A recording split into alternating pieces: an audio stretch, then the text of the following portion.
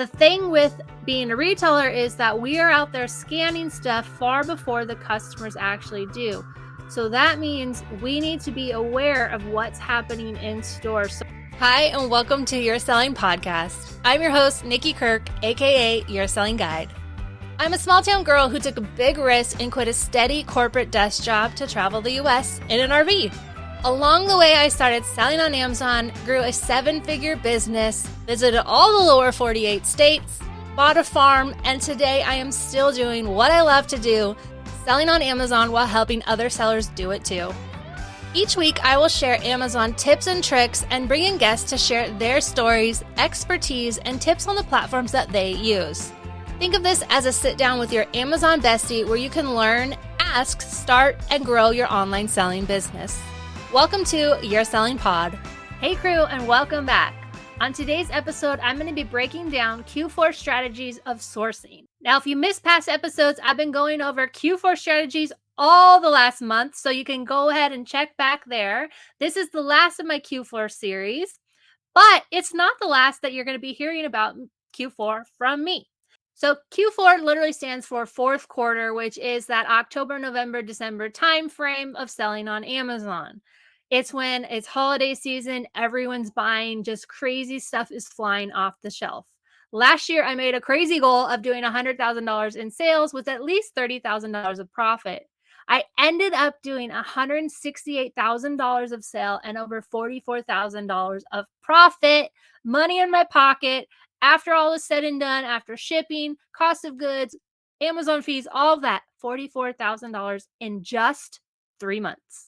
It's really that crazy. I couldn't believe it myself. I had made a stretch goal. That was a crazy stretch goal of $100,000 in sales. I have not yet sat down and make my goal, but I think I just want to do better than last year. So that's my goal. I'm doing it live right here on the podcast. I want to do $170,000 in sales and over $45,000 in profit. So we'll see if it happens. It's kind of a crazy goal, but I thought last year was too. Why Q4 is magical as an Amazon seller is because everything sells. Literally everything. I mean, there's like a caveat, right? What's that, like asterisk? It's not everything, because if you buy something that doesn't have a rank or has a really bad rank, like into the millions, that thing is probably not going to sell.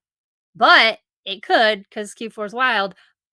But most likely it's probably not going to sell, and you're going to have that thing into 2024. But for things that go up to ranks, I'm talking ranks up to the 400,000s in home and kitchen. I go up to like 350 in toys, sometimes a little higher. It just depends on your risk level, but those things are going to sell. Whatever you have in your Amazon FBA inventory will be flying off the shelf. So you want to have as much stock as you possibly can. And that's why I'm breaking down these different sourcing strategies to help you throughout Q4. Now, one question that comes up really often is, when do you stop sending toys? And the answer is, you never stop sending in toys. Toys sell year round. So don't think you have to stop sending them in because, Q4 is winding down or whatever. They're going to sell. They sell into January, February. They sell year round. So don't stop sending in toys. Send in your toy products. My strategies for sourcing during Q4 are literally, I will just keep sourcing as I normally do throughout the year, only I'm adding in the holiday seasonal items that I see while I'm out. So first up is Halloween. That's our first holiday of Q4. And as soon as I start to see it, which was last week, because Halloween is already out. I mean, that's last week. I'm recording this in the past. So I'm talking August, started to see all of this stuff for Halloween already. So as soon as you start to see it, you start scanning it. Now, a lot of the stuff like at TJ Maxx Home Goods is like, knickknacks for around the house. That stuff's most likely not going to be on Amazon. I'm not saying don't scan it, but it might be something that you want to skip over. Things like napkins, kitchen towels, costumes, all that kind of stuff, even the generic looking ones in the kids section at TJ Maxx, you might be able to find a listing for it on Amazon. So go ahead and start scanning it as soon as you see it. In fact, I had some Halloween costumes sell this week that I had. Basically, I'm not sure what happened. I don't know if the Walmart person didn't ring it up, but I couldn't find the receipt to return it. It literally didn't exist on a receipt. So I had this item and I just went ahead and listed it FBM back in January, February. It finally sold this week and we are still 8 weeks out from Halloween. So stuff's already selling. So you might as well start scanning it. Halloween is meltable season still because it's hot here. It's hot everywhere, right? So it's just hot. And so meltable season actually 2 or 3 years ago got extended. It used to end October 1st or September 31st or whatever. But now it goes all the way until October 15th because it's still hot everywhere. So that means you're not going to be able to send your Halloween candy into FBA because it wouldn't make it in time, right? Like if you send it in October 16th, you send your shipment out the door. Well, it's probably not going to get to the warehouse for, let's say, 4, 5, 7 days. And then it's not going to get to the customer in time because Amazon's got to process it. And before the customer can order it, or after the customer orders it, stuff sells from the driveway sometimes. If the customer even orders it, they're most likely not going to get it before Halloween. So that means you're going to lose out on all of that Halloween candy, which let me tell you, if you haven't been selling for a while, it is super profitable, but you're going to have to FBM it. So that's the first sourcing tip is like right now, as long as you can get it home in time and not melt, like maybe you want to get a cooler for your car or whatever that looks like for you, as long as it's not going to melt in your car while you're sourcing, go ahead and list it FBM. You can even charge for shipping on these things. People like specific candy. It's absolutely wild. Things like candy corn that you can sell right now because I don't think candy corn melts, right? Isn't that going to be around when the rest of us are no longer here? Candy corn will still be here, not melted. Already, you've heard me talk about FBM because FBM truly is really important during Q4. It's a nice thing to add to your business if you're not already doing it year round, but Q4 specifically because of these different holiday cutoff timelines for FBA. So while we are all thinking and we see it as retailers out in retail, we see that Halloween is out. A lot of customers are not necessarily shopping just yet for Halloween. They might wait until their kid decides what they want to be for Halloween, which might be, 2 weeks before Halloween. So you never know like when customers are going to ship or buy because customers, even as I get into talking about like Black Friday stuff, you'll notice that there'll be sales at retail like Target, Walmart, whatever. Actually, does Walmart have sales? Probably not. Target. They're going to have sales and they're going to be earlier in November. And then they're going to have different sales around Black Friday, which are not actually that great of a sale if you truly look at them compared to what was on sale earlier in the month. And the reason is they're doing that marketing limbo and preying on the customers who think Black Friday is great deals when really they're not. So that means we have to be smarter and not purchasing like customers, but purchasing like retailers, which we are. So we want to take advantage of any deals that we can get as soon as we can get them. So with FBM, that means maybe an item is going to get really hot right before Christmas. But if you're only FBAing, then you're no longer able to sell that product because, again, it's got to go to the warehouse, got to transfer around, it's got to sell, got to get to the customer all before Christmas.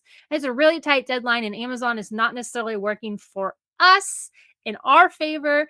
They want to get the stuff to the customer, but they also have overloaded. Some of the warehouses do get overloaded, and you'll start to notice it. Like if your stuff normally gets checked in right when it gets delivered, but suddenly it's taking a week, the next shipment also takes a week. That might be something to look at and say, hey, like maybe I don't want to send as much stuff FBA as I have been, and I'm going to FBM it.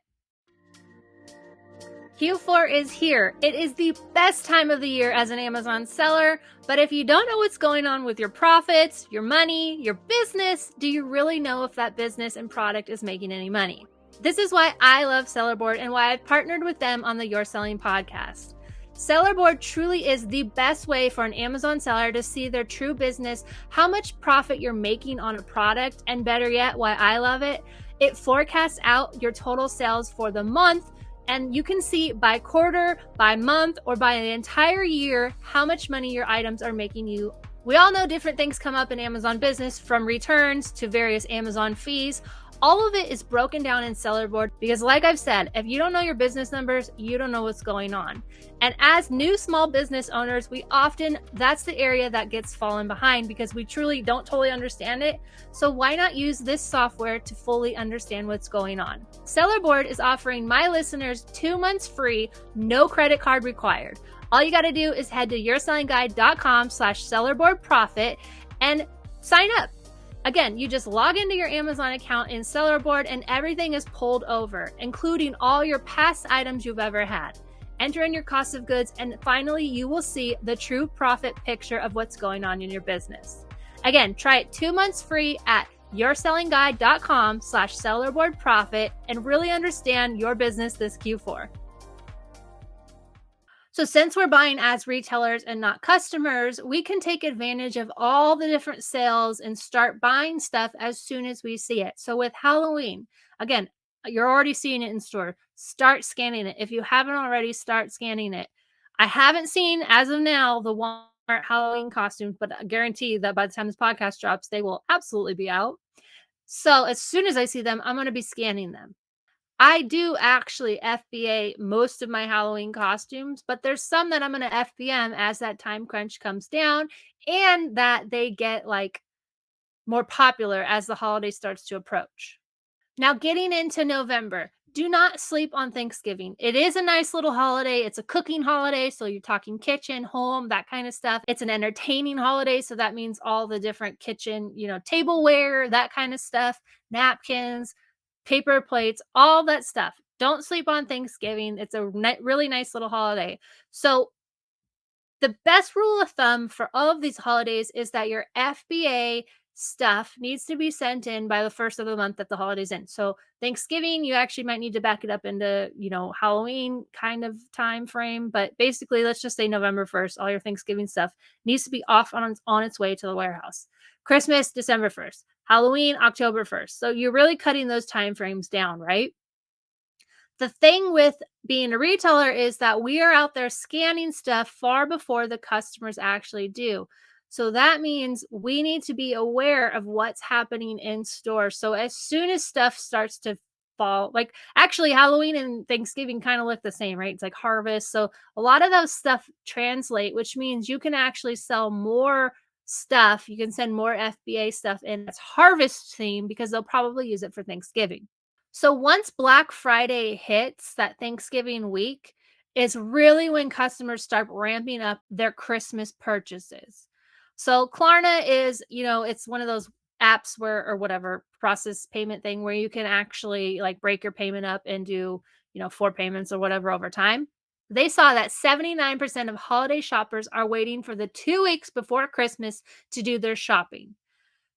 You hear this all the time with people, right? They wait till the last minute to do their Christmas shopping. That means they're most likely shopping on Amazon or other places. They're going to in-store doing those curbside pickups, whatever, but they really are shopping last minute.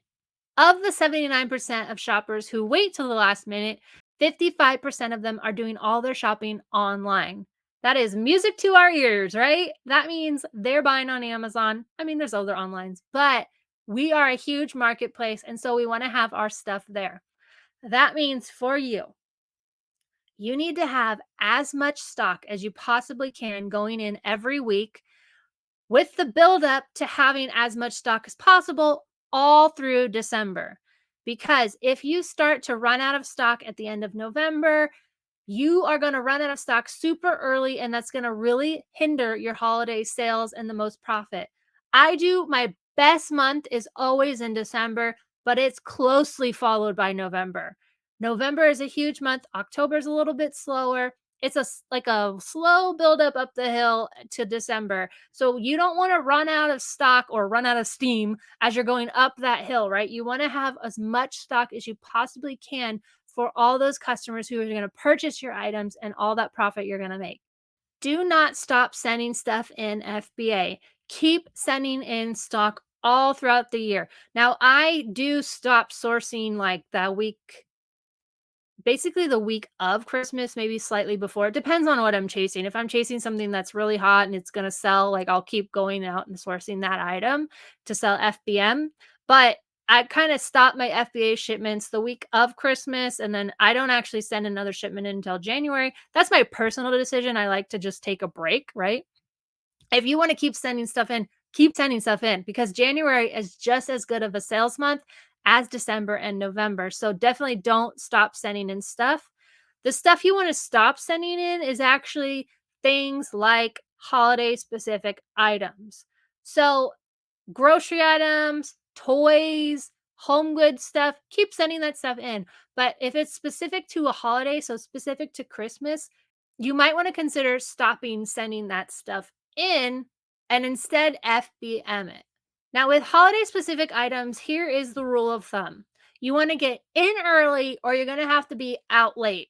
And the reason for this is as soon as you see something, so I saw candy corn last week, I scanned it, it's got a really high price right now. I guarantee you if I look tomorrow, it's going to be a little bit lower and it's going to keep getting a little bit lower because I don't know why I wish I could understand the minds of Amazon sellers who price tank, but it's just something that happens. It happens with holiday specific items. I'm talking like holiday candy specifically. Be careful how much holiday candy you go out there and buy because it does tend to tank. But if you can FBM it, which is usually the best way, if you can FBM it quickly and make money quickly, you're going to turn that stuff and then you'll realize as you're going to replen it, it's not making as much money anymore. Probably it's time to stop selling it. If you've already sent it into Amazon or you can't return it to the store, then we got the out late.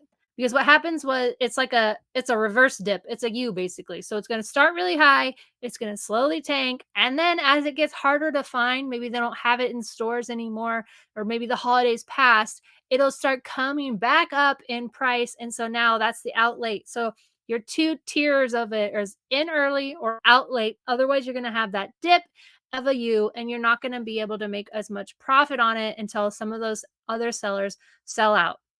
I did make a mistake last year of going a little too deep, too excited. I got so excited as soon as I saw the Halloween and Thanksgiving switch over to Christmas candy. I was scanning it. It was like making great money. And I got a little crazy. I went a little overboard and bought too much of it. And so I ended up pretty much giving it away later on. So definitely in early and out late on holiday specific items. Also, don't go too deep. Like literally buy 4 to 6 bags of candy of things because that way, if it does tank, it's not a huge hit as where if you bought, a whole case of them, which is what, 24 or 60 or whatever it was, test it out. As soon as you see it sell, go again and replan it, but do that test. Are you seeing that price thinking model happening on it? If you are, maybe it's time to scale back or stop replanning that item and find new items. So price tanking isn't really a big issue throughout Q4 because those lowball sellers sell so fast. Like they'll sell out really fast and they don't usually have a whole lot of stock. So they'll drop off really easy and you don't have to like worry about it. So it's not necessarily a thing. However, the one item that does kind of tank is the holiday specific candy kind of item. So those items in that seasonal, even some of the gifting type items, like there's like mugs full of hot chocolate, that kind of stuff, those sometimes will tank in price, but the rest of the stuff usually holds real good. If you want a further breakdown of Q4, I have the retail arbitrage guide for Q4. It's just at yoursellingguide.com/Q4. You can get it. It's a PDF guide. It really is like a retail arbitrage 101. And then it breaks down specifically Q4, much like I've been doing, but in an easy to read format with photos and examples of both holiday sales, which ones are good, which ones are not good, how to identify that. It breaks down what I've sold in past Q4 so you can literally see it's not just toys, it's everything that I'm selling and give you ideas of what to look for. You can grab that guide at yoursellingguide.com/Q4. And again, that Q4 Bolo group is open for a limited time only. If you're listening to this and that has already passed, don't worry because my regular OG Bolo group, as I call it, original OG, that group is open year round. You can join anytime. It's a month-to-month membership. So you can come in, hang out, see if it's for you, if it works for your business. I would love to see you in either the Q4 group or the OG Bolo group. Until next week, happy sourcing.